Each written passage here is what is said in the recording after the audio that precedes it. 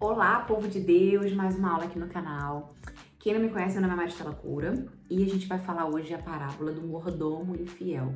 Essa parábola, se não é a mais difícil de se entender ou de se explicar dentro da Bíblia, é uma das mais, porque muitas pessoas ficam confusas sobre o que é falado.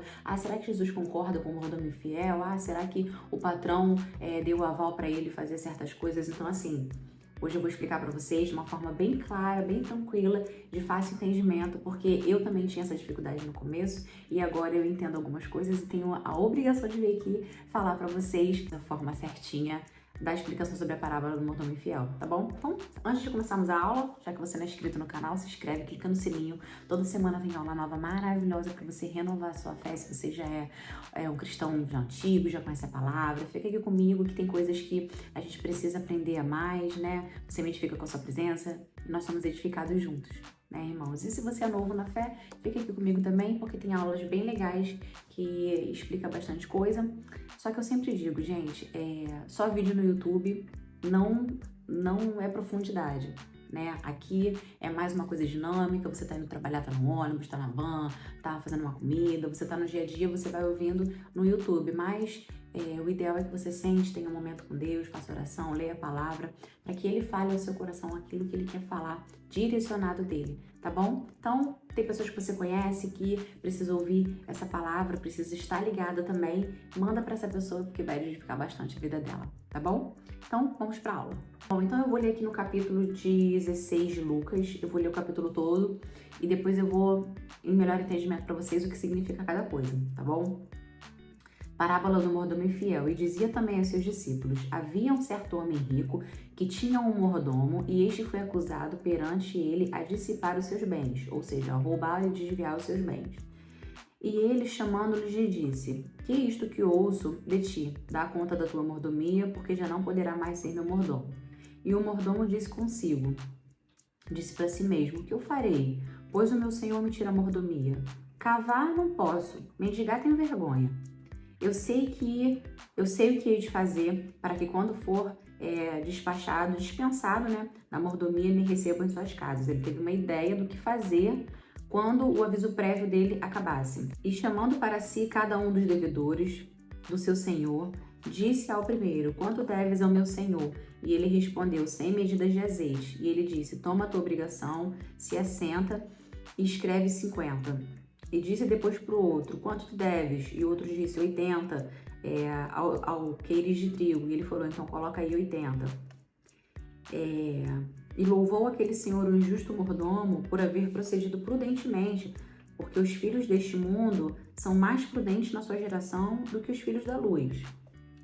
E vos digo: granjai amigos com as riquezas da injustiça, para que, quando estas houver de faltar, vos recebam eles nos tabernáculos eternos. Quem é fiel no mínimo, também é fiel no muito. Quem é injusto no mínimo, também é injusto no muito. Pois, se nas riquezas injustas não fostes fiéis, quem vos confiará as verdadeiras? E no asseio não fostes fiel, quem vos dará o que é vosso? Nenhum servo pode servir a dois senhores, porque há de aborrecer um e amar o outro. Há de chegar a desprezar um e não podereis servir a Deus e a Mamon. Então aqui diz o seguinte, que um servo fiel pode ser muito mais prudente do que uma pessoa ímpia, uma pessoa injusta, né? Uma pessoa que rouba, que faz coisas erradas, faz coisas pecaminosas do mundo. Por que isso está dizendo aqui? Porque está dizendo aqui que o mordomo pode ser também um administrador de empresa, né? Então, se ele pegou essas pessoas, ele pegou esses homens que deviam ao seu senhor, e então deu desconto para eles, como se fosse assim um SPC e Serasa entrando em contato com as pessoas para poder dar um desconto para poder pagar aquela dívida.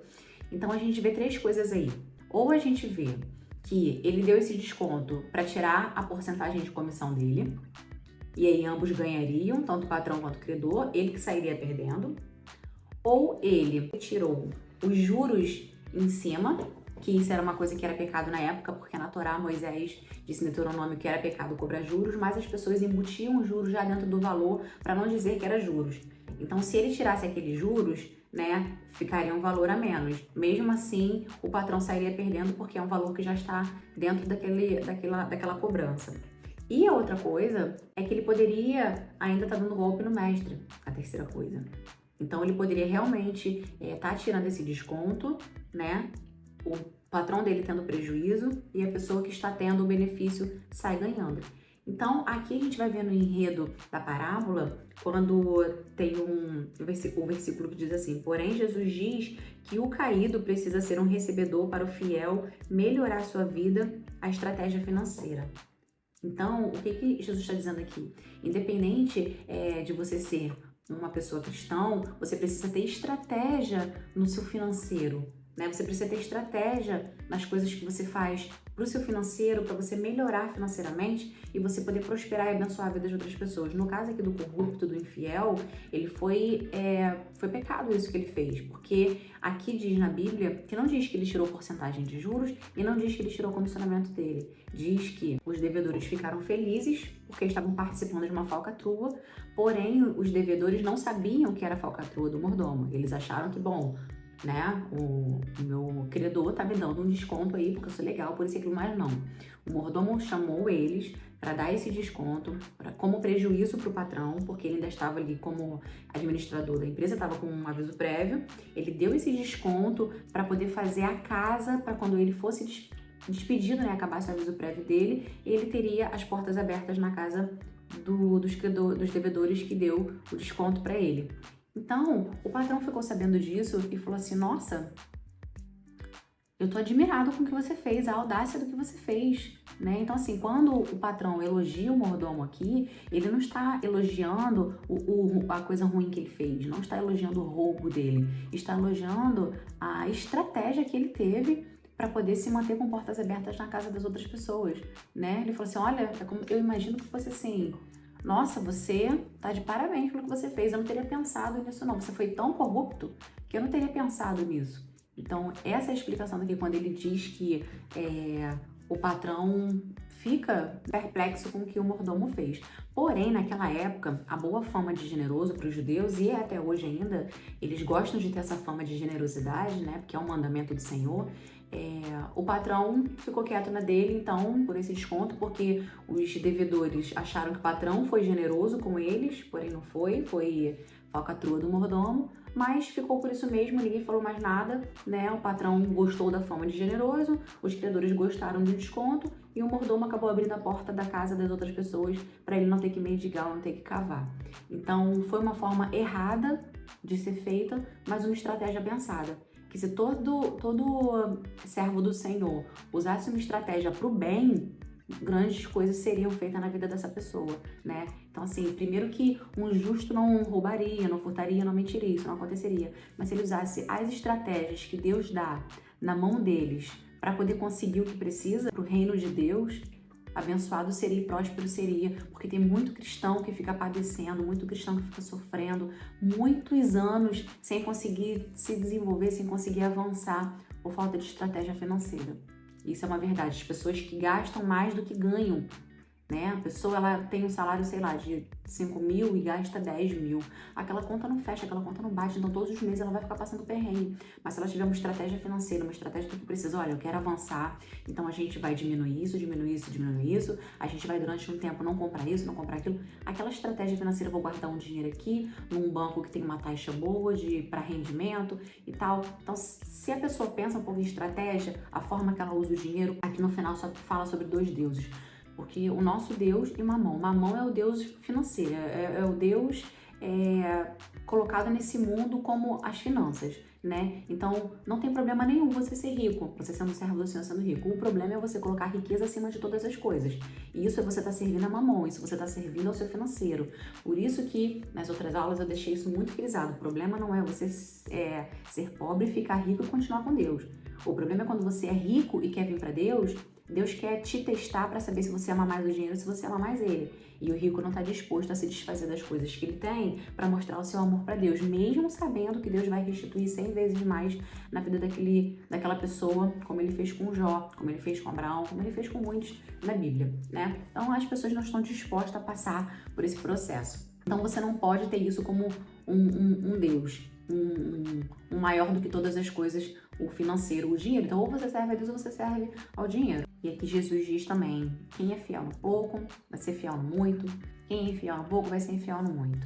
né? É o que eu falo sempre na generosidade, você não precisa ser rico para ser generoso. Se você divide aquilo que você tem, você já é generoso. Se você doa o seu tempo para alguém para ensinar, você está sendo generoso. Se você ora com uma pessoa em prol da situação da pessoa, intercede por aquela pessoa, você está sendo generoso. Tudo que você faz para outra pessoa, o seu tempo, o seu financeiro, a sua comunhão, tudo que você faz para outra pessoa já é uma generosidade. Então Deus vai vendo, poxa, se aquela pessoa, aquela serva ou aquele servo faz isso, não tendo, dividindo o pouco que tem, então eu vou dar muito para ela dividir muito também. Gente, Deus quer prosperar muito na nossa vida, Deus quer nos abençoar muito, Deus quer que a gente seja um destaque de pessoas generosas nesse mundo. Ele quer fazer para outras pessoas através de nós.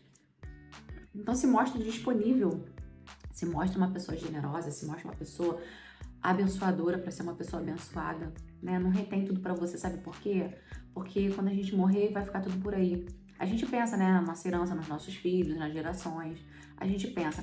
Mas eu vou falar uma coisa muito importante para vocês. Tem muitas pessoas, independente de ser cristão ou não, que pensa tanto em financeiro, que dedica a sua vida pro financeiro e perde a sua alma. Porque plantou tanto na terra, pro mundo, mas não plantou nada no reino. E aí, quando essa pessoa morre, deixa a herança da vida dela toda pros filhos, e os filhos destroem tudo aquilo. Falha empresa, gasta tudo. Não tem aquele direcionamento porque não foi o filho que correu atrás para fazer aquilo. Então, gente, se preocupe mais em plantar a herança no reino de Deus. Sabe por quê? Porque quando você planta a sua herança aqui na terra pro reino de Deus, Deus te justifica aqui na terra.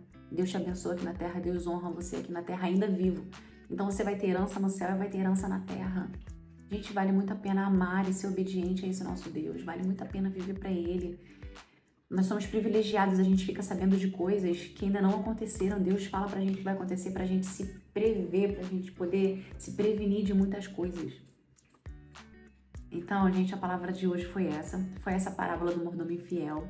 Depois vocês meditam em cima dessa palavra, não saiam lendo de qualquer maneira, degustem cada palavra. Assiste a aula, assiste de novo para entender a minha forma de explicar. E depois vocês leem a parábola e vai destrinchando o que foi falado. É muito mais fácil o entendimento. É por isso que eu venho aqui fazer essas aulas para vocês. Porque fica melhor entendimento quando é falado e quando é lido, né? Tem pessoas que não conseguem entender muito quando lê. E tem pessoas que ficam um pouco confusas quando ouve. Mas aí quando junta os dois, ouve e lê, fecha. E aí você tem um melhor entendimento. Tá bom? Deixa aqui nos comentários o que você achou sobre a aula, se você quer que fale sobre alguma parábola, porque entre um livro e outro eu vou vir trazer uma parábola para vocês. Espero que vocês tenham gostado. Curte, comenta, compartilha, manda para todo mundo esse link aqui que precisa assistir essa aula. E se não é inscrito no canal, já se inscreve. Toda semana tem aula nova aqui. Fica comigo. Beijo grande, Deus abençoe.